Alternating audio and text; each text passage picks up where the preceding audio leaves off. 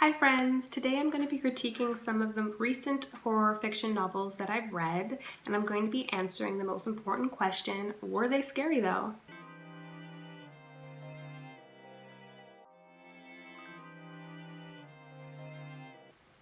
Hi friends, welcome back to my channel, T Critiques, but you can call me Tia.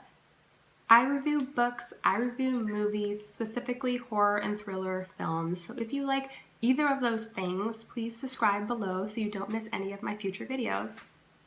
So let's talk horror fiction.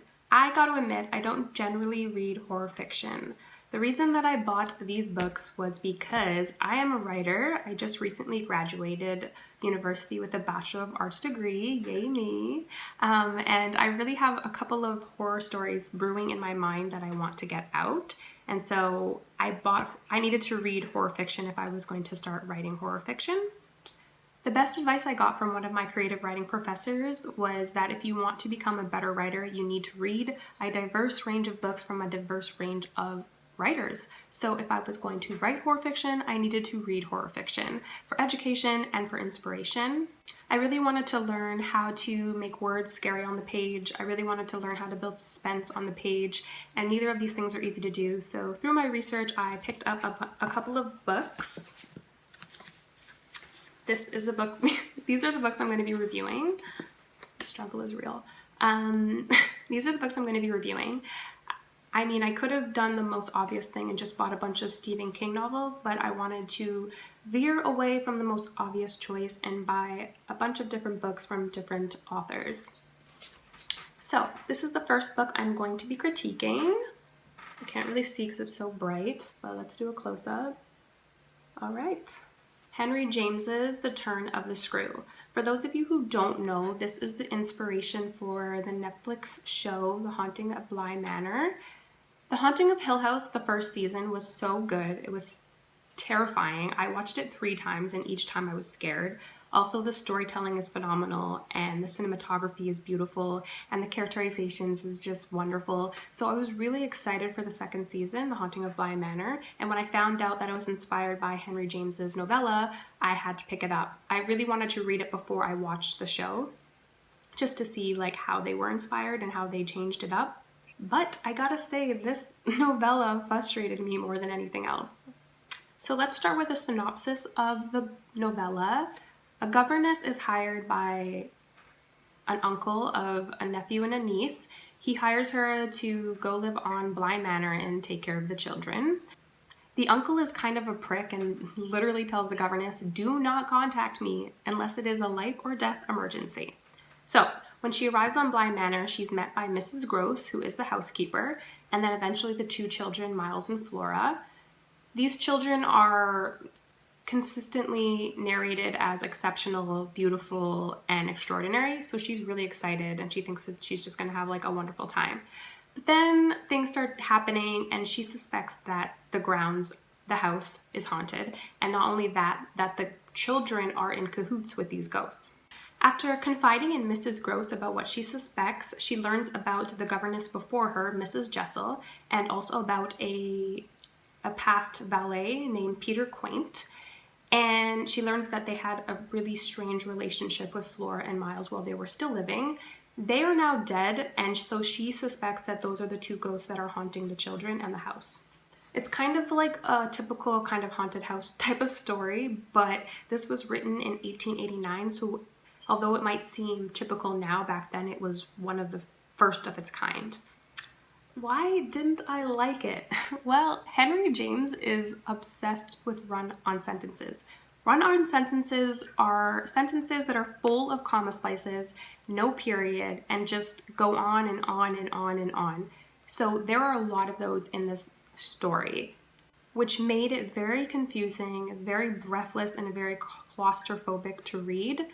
He could just be describing one action, you know, the governess going from the kitchen to her bedroom. And within that one action, it's like 2 paragraphs describing what she's seeing around her, being in her thoughts. And it all just gets very confusing and you kind of get lost and you're like, what is happening? Oh yeah, she's just going into her bedroom. But there's so much going on in that one sentence that it's just a lot. Like, I swear you can spend 1 hour just analyzing one page of this novella, which I obviously did not do because I was just so frustrated while reading it. So I was just generally confused a lot. I would reread like one paragraph like 10 times and still have no idea what was happening. And of course that added to the already ambiguous nature of the story. Nothing in the story is direct. When the governess and Mrs. Gross are talking about what's going on with the children, what's going on with the house, they don't directly speak about it, so you don't really know what they believe to be true. It is extremely ambiguous, and that ambiguity has resulted in debates throughout the years from many different readers. You know, one of the debates, or the most popular debate, is the house actually haunted, or is the governess just losing her mind? Is it all in her mind? Another debate is, what is the nature of the relationship between Mrs. Jessel, Peter Quaint, and the children? Because when the governess is confiding in Mrs. Gross, and Mrs. Gross is telling her that, well, when those two people were alive, they had such a strange relationship with the children, but it doesn't actually tell you what that strange relationship is. Some people believe that they were molesting the children. Some people believe that they were brainwashing the children into some like satanic cult, but you don't know. These are just people's guesses because it's never directly stated. Another, debate is, what do the ghosts want with the children? Another thing that you just don't know. Do they want to kill them? Do they want to possess them? You don't know. Henry James leaves it up to you to decide. So yes, like I said, it's very, very ambiguous. I also just didn't understand the ending of the novel. Something big and tragic happens, but I just don't understand why and like what was going on. And so throughout the entire story, there's just no clarity. So to sum it all up, like I said, it was confusing and ambiguous. Was it scary? No, it wasn't scary. It was too confusing to be scary. To be honest with you, I was just too frustrated to actually get scared. There was one scene at the beginning of the story. It was the first time that the governess sees Peter Quaint's ghost. That is the only scene that actually creeped me out. The rest of the novel was just too confusing. Funny enough, there is two stories in this novel. The other one is called In the Cage. That is not a scary story, but I actually enjoyed it. And so buying this novel wasn't a complete waste of time or complete disappointment, because although I didn't enjoy The Turn of the Screw, I did like his second story, In the Cage. So to sum it up, I didn't really like the story. It was too confusing, too frustrating, too ambiguous, and not scary. The only thing that I will say is that the language itself is beautiful. Henry James is definitely a talented writer. The language is just like delicate and sultry, and even though it's confusing as AF, I still did enjoy reading the words. So in conclusion, I give this novel a 2 out of 5. It just wasn't my cup of tea. I will say I did enjoy how the creators and the writers of the Netflix show The Haunting of Bly Manor borrowed from this story and made it their own. They definitely did a solid job of taking this ambiguous story and giving it some clarity. And I did enjoy the show. It just wasn't as scary as I would have liked it to be, but it was still a solid show. Now, on to a book that I loved and my favorite of the bunch, The Haunting of Hill House by Shirley Jackson. It's only fitting that I would also buy this book because, like I mentioned, I loved The Haunting of Hill House on Netflix, and so I was really excited to read the book that inspired that show. There are also 2 movie adaptations of this novel. One was in 1963 and one was in 1999 that are both called The Haunting. I do remember seeing the one in 1999 in theaters and it scared me for sure, but I just recently reread it and it was pretty lame. But I can see the way that it is more based on this novel than, the Netflix series. But the Netflix series is definitely better. Another reason I bought this book is because it's one of the celebrated classics, as much like similar to Henry James's book. And Shirley Jackson is just revered as one of the greats. And so I was really excited to buy this book, and I gotta tell you, it did not disappoint. It is one of my favorite books that I've ever read. Not only is it my favorite of the bunch, it is just one of my favorite books. If I were to make like a list of my top 10 books, this would definitely be on it.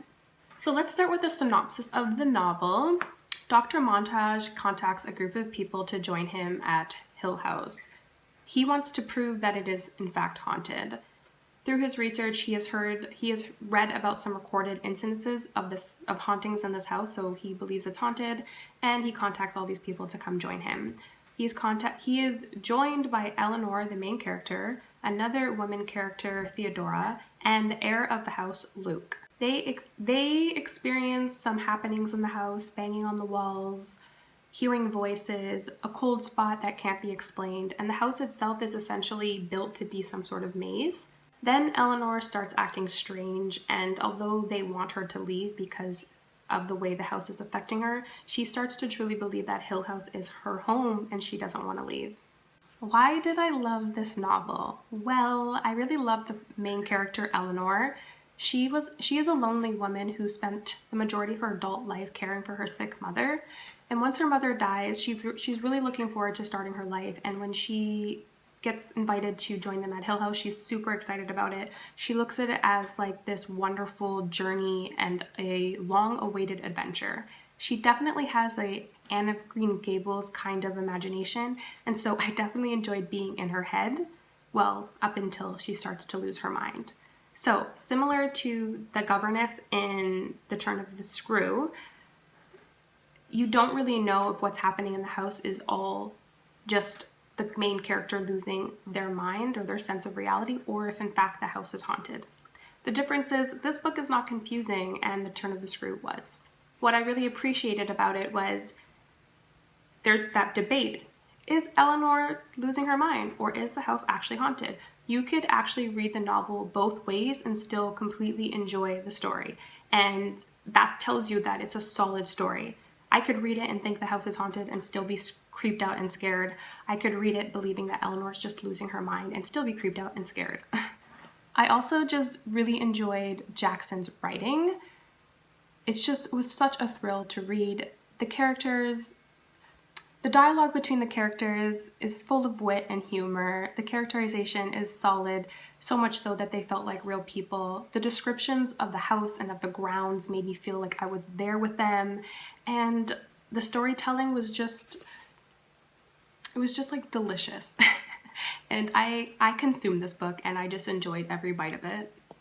Was it scary though? Yes, it was scary, which is another reason why I loved it. I was genuinely scared throughout. I read somewhere that this is one of the best ghost stories in which there are no ghosts in the actual story. And that's true. Although there are happenings in the novel such as banging on the walls and voices being heard, you don't actually have any ghost sightings. There's no apparitions, there's no descriptions of ghosts being seen, but you still feel a sense of a presence in the house. So while I was reading it, I definitely sensed this looming figure just watching over them in the house. It could have just been the house itself, but even though it's not directly described, I sensed it. And so kudos to Shirley Jackson for not actually describing any kind of figure or apparition and still having me feel that something was there. So yes, this novel is full of chills, thrills, suspense, and scary moments. I highly, highly recommend it. I give this novel a 5 out of 5 because I thoroughly enjoyed it. It scared me, but it also inspired me. And I already know that this is one of the books that I will read multiple times throughout my life. Water break. Hashtag water is life. Now on to my third novel called Hill House, written by Richard Matheson. I bought this book through my research. I basically just Googled solid horror stories to read, and this was on the list. I went to Chapters with a couple of books in mind, but they didn't have all of them in stock. This was the only one they had in stock, so that is why I bought this novel. So let's start with the synopsis of the novel. It is very similar to The Haunting of Hill House synopsis, but not nearly as good. So a rich dying man pays a group of people to stay at Hill House because there has been occurrences of hauntings in this house. He is dying, so he wants proof of the afterlife so that he knows what lays ahead. The group consists of a physicist, Dr. Barrett, and his wife Edith, Also 2 mediums, one named Florence and one named Ben. Dr. Barrett wants to go because he wants to prove, well, actually, he doesn't believe in ghosts. He brings with him a machine that he built to prove that there are no such thing as ghosts and that it's all actually science and energy and the likes. Florence is a medium who goes because she wants to help all of these lost souls find peace in the afterlife. And Benjamin goes because he actually went to Hell House, like 10 years ago or 15 years ago when he was much younger with a group of people. And all of those people ended up being killed or died in some mysterious way. And he's the only one who survived. So he's coming back more like a revenge thing. He wants to face the thing that tried to kill him. So he is very well acquainted with the evil in this house. A bunch of stuff goes down. There's ghosts, there's possessions, there's weird creatures, there's murder, things being tossed around. So this book is full of the drama, but I still didn't enjoy it.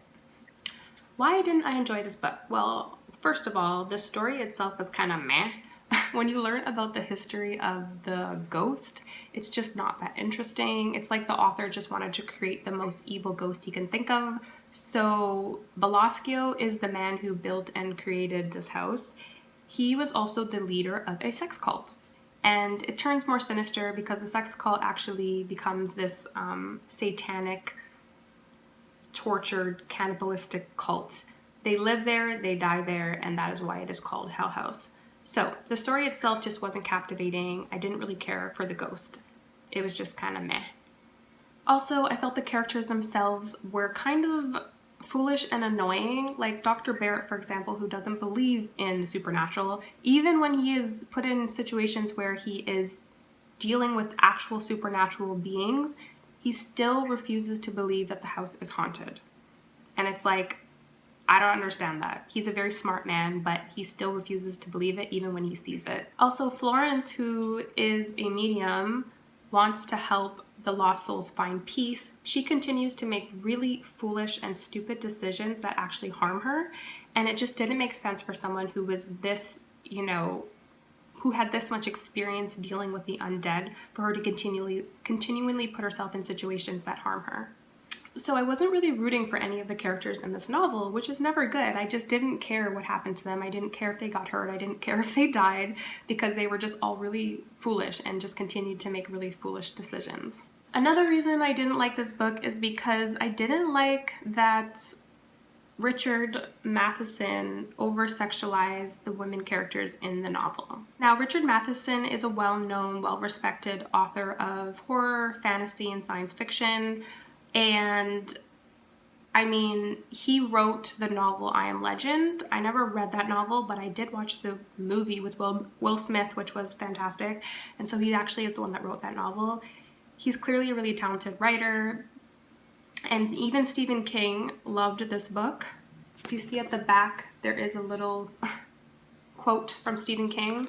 It says, "Hell House is the scariest haunted house novel ever written. It looms over the rest the way the mountains loom over the foothills." That is a bold statement to make. I don't agree. And so, whatever, we have different opinions about that. I just told you guys that this ghost story was fantastic. So I don't agree that this is the best or the scariest haunted house story ever. So yes, clearly Matheson is well respected and all of that, but I just did not care for the way that he wrote women. There's an awesome Twitter thread that I explored recently called Men Write Women, and it's basically a bunch of people tweeting excerpts from different novels in which men are the authors, and they're describing women, they're describing women's bodies in very ludicrous ways, which proves that some male authors just have no idea how to write female characters. And in this situation, I have to agree. There are just many instances in the novel where the female characters become possessed with like sexual desire and they actually start attacking the men in the novel, and then at one point they even attack each other, and they strip up all of their clothes, they're bare naked, and they constantly are shoving their breasts in the men's face, begging them to have sex with them, and the men are just like so good and they're like, no, I'm not gonna do it. And I really believe that Matheson is just like obsessed with with women's breasts, because he even has an incident where Edith and Florence are together in a room, and Edith is just constantly looking at Florence's breasts and just becomes completely aroused. Yes, her character may be struggling with her sexuality. I just did not care for the way that Matheson chose to explore that. And there's also a scene in which one of the female characters is raped by a ghost, and not only that, her breasts are like viciously attacked. So he really loves describing and flaunting women's breasts in this novel. Also, I didn't understand why it was only the women who were getting possessed with these sexual desires. The men were not dealing with that at all. It was just the women. And I just didn't get that. Like, why are the women hysterical and sexually explicit, but the men are not? Why aren't the ghosts' influences not also influencing the men? It just didn't make sense. And I was literally rolling my eyes while reading this novel. Didn't care for it at all. Was it scary though? No, it wasn't scary. There were maybe 2 scenes in this novel in which he described it so well that I was creeped out. And, you know, throughout the novel, his descriptions are pretty solid. But in general, no, I was not scared while reading this novel. I was more like bored and just annoyed while reading it, to be honest with you. So now onto my rating. I give this book a 2 out of 5. The novel discusses a lot about science and energy and supernatural elements. So Richard Matheson clearly did his homework when writing this novel. So I appreciate the amount of knowledge that he had while writing it and that he put into the book. And I also found that his descriptions were pretty solid, and that is the only reason why it's getting a 2 out of 5 and not a 1 out of 5. I just didn't really enjoy this novel in general. And now on to the last book that I'm going to be critiquing. This is an anthology called Midnight in Indigo, edited by Ianna A. Small. Like I mentioned, this is an anthology. It has 22 speculative stories by Black women writers. Speculative fiction is basically, it ranges from science fiction, horror, and fantasy. I really enjoyed reading this book. I bought this book because I follow the Midnight in Indigo publisher's account on Instagram, and they were promoting this book that they recently published. I did some research and found out what it was all about, and so I bought it because it sounded like something that I would really enjoy, and I did. Like I mentioned, it is really important that we diversify our reading, and so reading a bunch of speculative fiction written by Black women writers was exactly what I was looking for. This book has everything: ghosts, possession.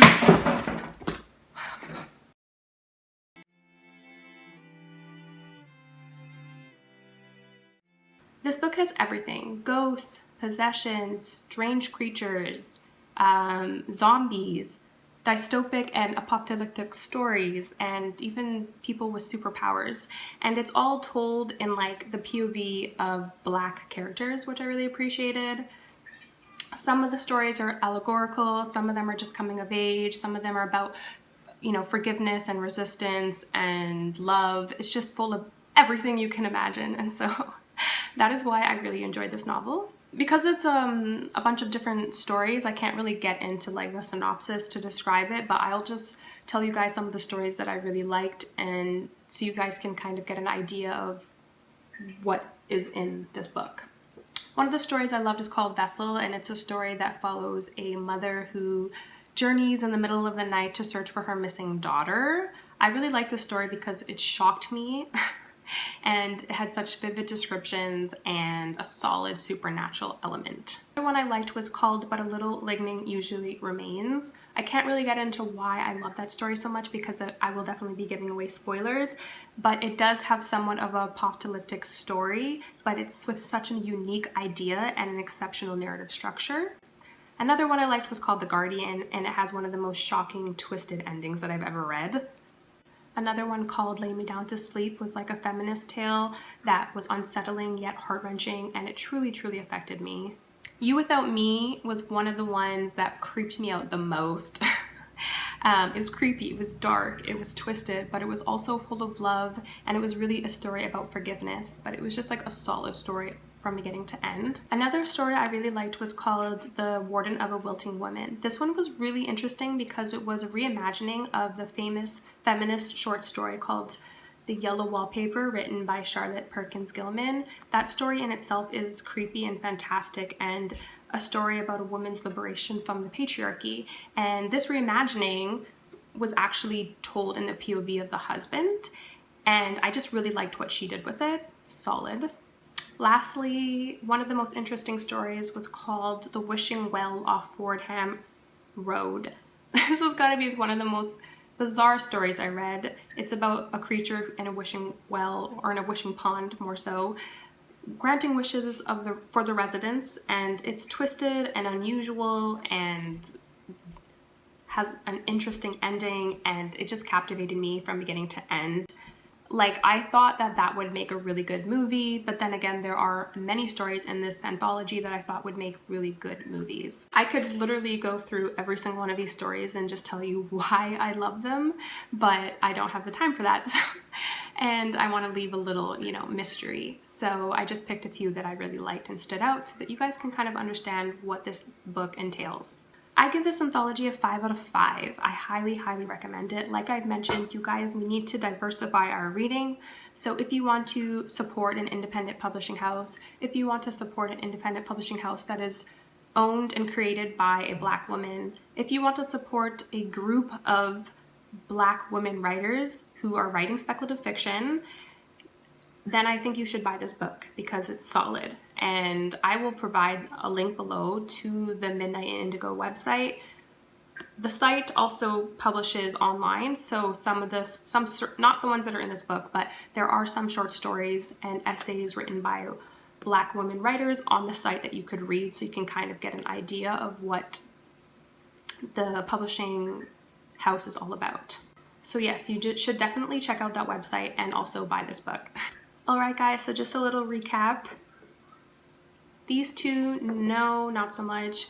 These two, yes, all the way.